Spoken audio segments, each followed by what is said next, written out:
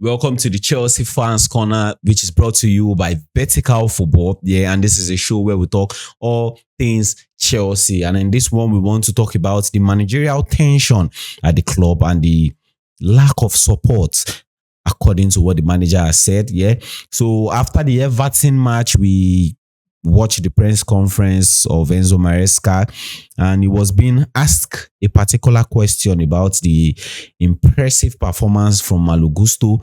And then out of that conversation, he went on to drop the bombshell where he said the last 48 hours in the club has been the worst 48 hours since his time at the club. Yeah. And that has gone on to be a controversy on the social media and on the internet, and it has become a thing of talk everywhere, here and there. So what we want to do today is just point a light into what could have eventually happened and why would it have been his worst 48 hours at the club. So let's just deep dive into it and let's talk about that.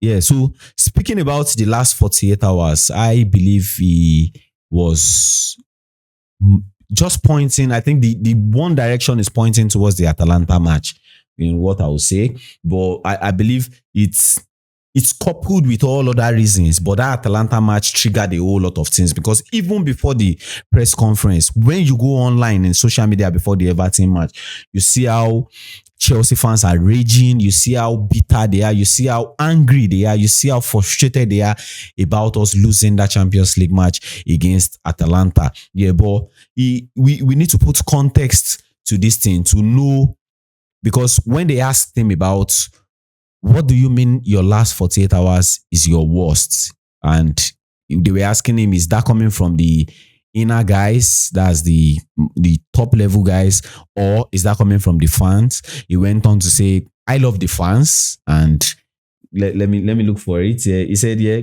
I love the fans and we are very happy with the fans. Yeah, so but we have known Enzo Maresca so much. He's that guy who, whenever he's doing his press conference, sometimes he can be very plain and direct, and sometimes he tries to use vague words. And I think these are one of those points where he's using vague words. It's my worst period in this club. And then all of a sudden we're asking you, what do you mean is your worst period in the club? And then I love the fans and I am very happy with the fans. But going to put context into this thing, to be able to see in a better light, we need to go back into the interview. And that's why I think this is coming up. I need to say it.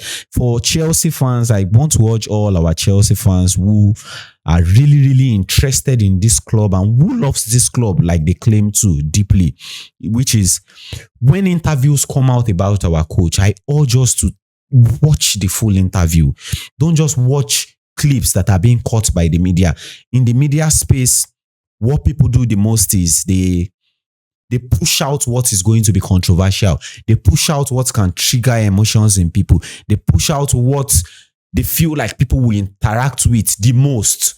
And then if that's the only thing you consume, you lose the broader perspective and you are just tied to a perspective that the media wants you to get. So I urge our Chelsea fans to try and come out of that space and try to consume the whole thing so that you can have a bigger perspective to analyze from. So let's go back into this interview. At some point in time in the interview, they were asking him about his how is he moved by Kopama coming into the team, and how impressive does he think Kopama was, and what was his general feeling about Kopama in a nutshell. And he used that opportunity to appreciate the other players, and he then addressed some issue by saying, we have played without Kopama for 11 matches. We have played without Caicedo in this season for 5 matches. We have played almost all our games without Liam Delap, and he's saying he appreciates the players for turning up during this problematic period and this period of downs in the club. And then he went on to say a very profound statement that would shed light into where we are going in this particular show, which is, he said, I appreciate the players and I appreciate all that they have done, and I expect that from the outside. Yeah, I expect that from the outside. what does it mean when they say from the outside? In my own viewpoint, I don't think he would have called the top level guys outside. So the only outside a manager of a club will be referring to would be one, the fans, and two, the media. Yeah, the fans and the media. But if you go back into what has happened in the last 48 hours before the Everton match, you would see, most especially, that statement, him saying the last 48 hours was the worst 48 hours in his time at the club because he did not get support from the outside, from the people.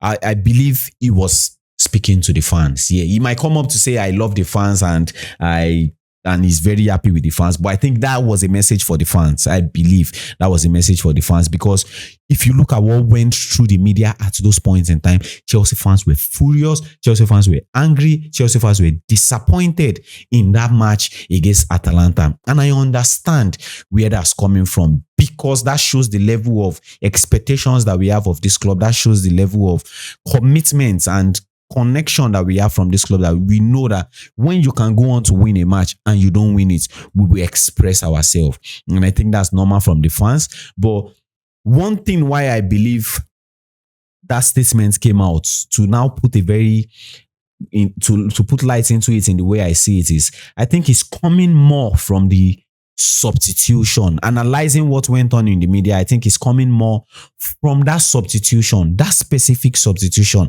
If you really went through the media at those points in time, I think you should know what I'm talking about. And that's Malo Gusto playing in the 10 in that particular match. Or let me say Malo Gusto coming in as a substitution for Enzo Fernandez in that particular match. Yeah, so let's address this from every possible angle. And the first angle, as a fan, we even looking at it, you say, oh, that's never a logical situation. That's never a logical decision. There is no justification for that, because you had attacking guys on the bench.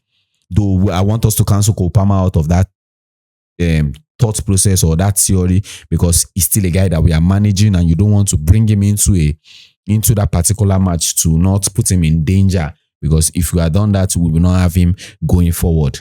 We never can tell, though. It's just a precaution. Don't try it so that you don't get burnt. So speaking about that substitution, the other part is looking at it and watching that game. I do not think it is the worst of decision. Yeah. And why do I say this? Bringing in Malo Gusto into that match, what does it bring? That I think that I feel like that's the most logical question that we should ask ourselves, so that we can see the truth outside of our emotions. Yeah. In the sense that in that particular match, we were being outplayed, like not total dominance, but they were going into us in the midfield easily. They were playing through our game, and Moises Caicedo was not having the best day at work.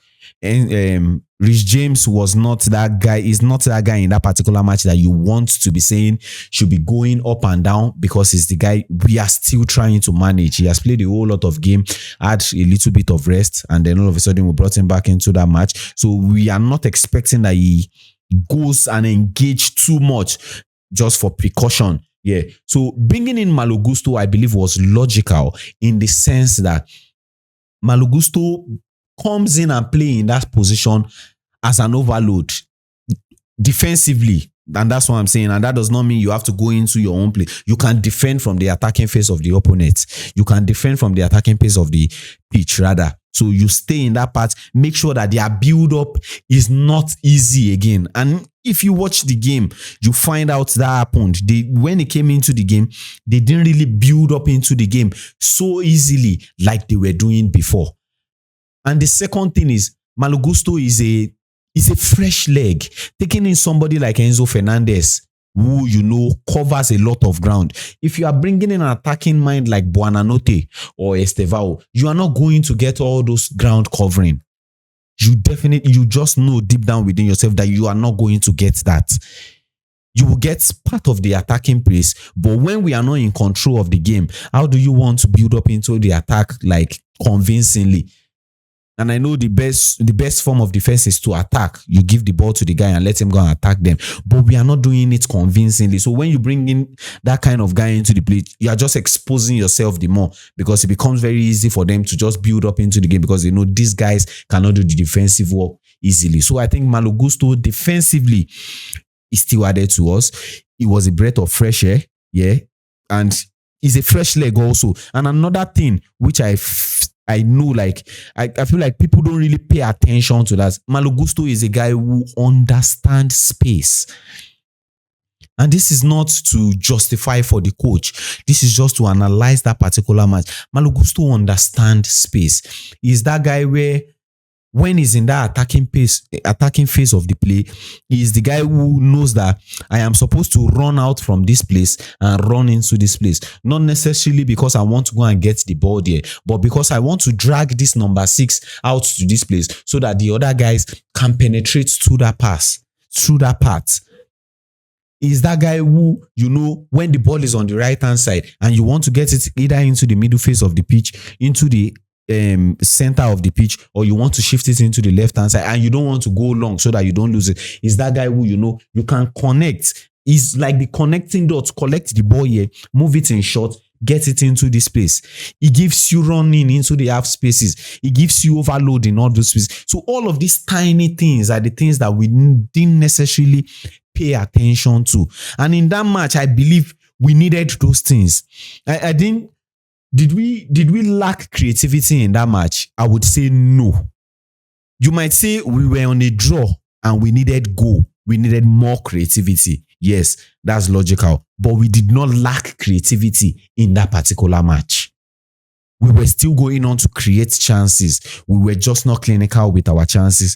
João Pedro had some chances we were supposed to convert, but their defense, they stood up to the challenge and cleared it out. So it was not like we lacked things drastically in the creative aspect of things, but you just know, like, as much as you want to get the attacking sense into the game, you also want to get the defensive part right, because we were being exploited defensively in that particular match. So to some extent, I understand the logicality behind Malo Gusto coming into the team.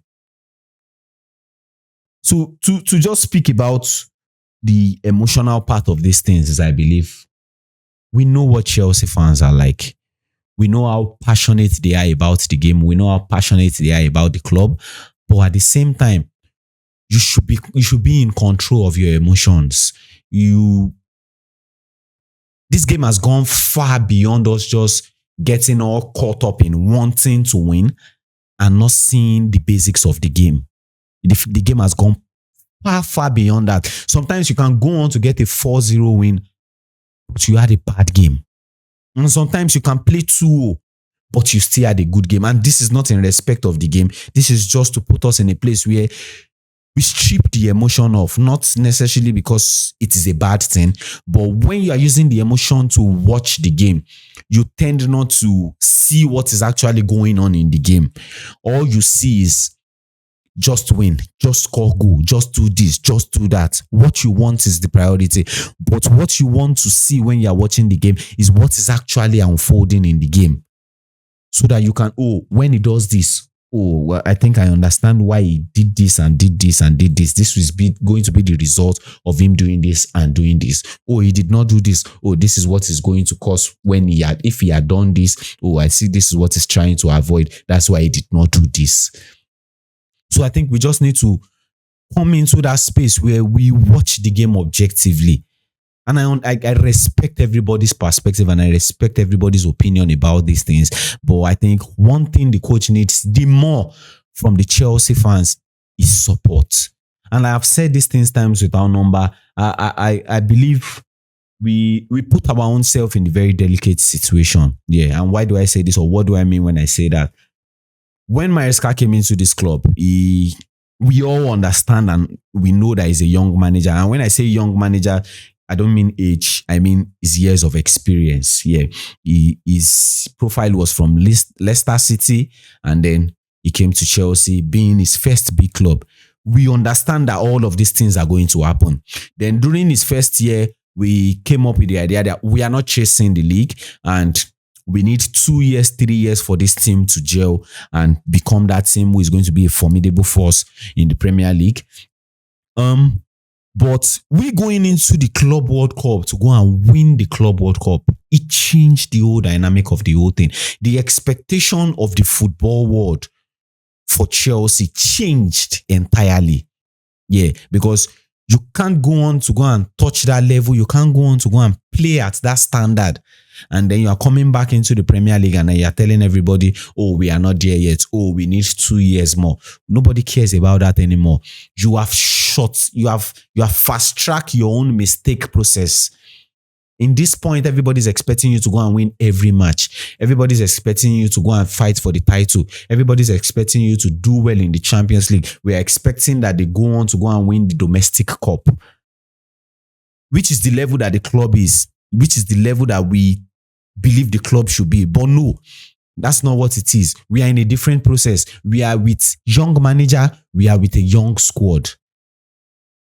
Our expectation is to gel in the next 2 years and then go on to go and charge for these things. But because we have gone on to show standards in the Club World Cup, we are not giving that space anymore. So I think the Club World Cup for Chelsea is a blessing and is a curse at the same time, I believe. Yeah. So one thing I would just say about the Maresca thing is I think the fans need to be behind the man. You can't come out and tell me he's a bad manager. You just cannot say that. What are you trying to tell me about? Is he his player management? He has showed it already. Keeping our players fit, trying to do the rotation. Are you going to tell me about his tactical battle? I think he's doing well. He has showed sign. He has dynamics to his game.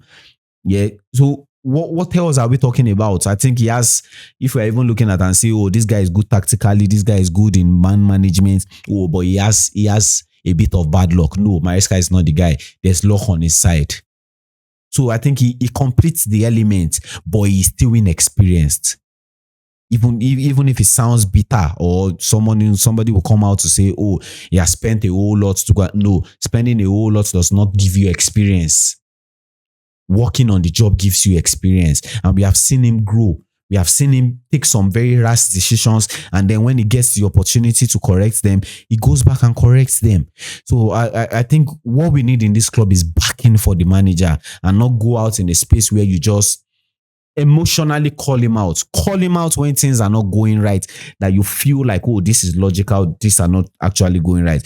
But don't make it an emotional decision. Oh, because my club do not win, I need to banter this manager. I need to bring this manager down. I need to put sticks at the back of this manager. No, I don't think that's the right thing to do. Yeah. And so let's address another issue, which is the issue of sacking. Whenever I go on the internet and I see sack Maresca, I just laugh. All we think about is sacking. Then when you get him sacked, what's next? I feel like that should always be the question that rings at the back of every Chelsea mind. Who thinks this manager needs to be sacked? When you sack him, what next? When you sack a manager, you are starting again. No matter how you want to see it, that's the reality. Take this out. You need to start with something else. You are starting again. Are we ready for that? And even if we are ready for that, is this the right time for it? This is match week 16. And you want to get the manager sacked. What in the world are you thinking about? We need to start putting these things into perspective. What exactly is it? Why do you want him to get sacked? Is it because it's not good enough? Is it because you think he will not take us to the place where we need to get to? Is it because his tactical games are not up there? Is it because his man management is bad? Is it because he does not have enough experience? Like why exactly do you think he should get sacked? Because you don't like him? And I'm not going to stand here and say, oh, I love the manager so much because he's my brother, it's because he's my family. No. You have seen what this guy has done in the club. Before he came into this club, we're in a position where all we can achieve is 6th. Where we can get to is Conference League. What we can do is say we are not there. Oh, we are not fighting for anything. But he came into the club, shifted us into top 4, pushed us into a space where we can battle with the big boys, Though we are showing some levels of inconsistency, but he's showing signs that he's getting better per day. The players can get better per day. We just need backing for this manager, I believe. We just need backing. He will get better. He has made his mistakes. He makes mistakes sometimes with his substitution. He makes mistakes sometimes with the rotation. He makes mistakes sometimes with the execution that he does when some certain things happen. But at some, he's inexperienced. He will get better with time. I understand that we have the culture of not necessarily giving coaches time, but this particular one is illogical. This is a good coach. We have something good at hand. We just need a little bit of time to get all of this thing cooked up, and then we'll enjoy the fruits. So I think as Chelsea fans, we need to just calm down a little bit and get things going. Just follow the process as it goes. Don't allow outsiders, most especially, and I'm not meaning the fan, I'm meaning the football fans, the well-wishers from other clubs. Don't allow them dictate what the expectation at the club is. Let them call you small club. Yeah, thank you very much. We are winning things. We are getting things done. Let them call it. Let them say whatever they like. But you define what your expectation is. You define what is going on in the club. Yeah. You don't go out there and say, oh, this is what Manchester City should be. Oh, this is what Manchester United should be. This is what Arsenal should be. Yeah. You are well-wishers. You understand that you love football. You want the club to win, but you don't define the culture at the club. The people in the club define what their culture is. So if you think it is low level, accept it like that and let it be low level. Let them keep defining what it be. So I think Chelsea fans need to be very, very careful. We need to calm ourselves down. We need to calm ourselves down. We need to calm our nerves down. Expectations are good. Yeah, very, very good. But you have to make sure your expectations are realistic and don't just get deluded and just be there in your unrealistic expectations. So these are my take on the whole thing. I think, and speaking about Maresca coming out in the media to say his last 48 hours before the Everton match was his worst, I think it's high time we allow people speak their mind so that you know them more. We are getting to a point where we stop people from talking. People should talk. Allow people talk. Let them air their mind. Let them say what is in their mind. Out of what they say, that's where you know who they are. That's where you know how they can face what they are facing. That's how you know when the going gets tough, you know if they are going to run or they are going to stay. Let people talk. Everybody has the right to talk. When the thing did not go right, the fan actually come out to talk. Nobody has an issue with that. But when the manager is talking, then it's the bad one. I think we just need to calm down a little bit. So this is the Chelsea Fans Corner from Vertical Football. Yeah, I would very, very appreciate that. I would appreciate you guys if we can hear your thoughts about this particular issue. Please put it in the comment section. Let's talk about it. Let's discuss. What do you think about what's going on at the club? What do you think about the Malo Gusto issue? Please put it in the comment section. Let's talk about it. This is Chelsea Fans Corner, brought to you by Vertical Football. Till we see you some other time. Namaste.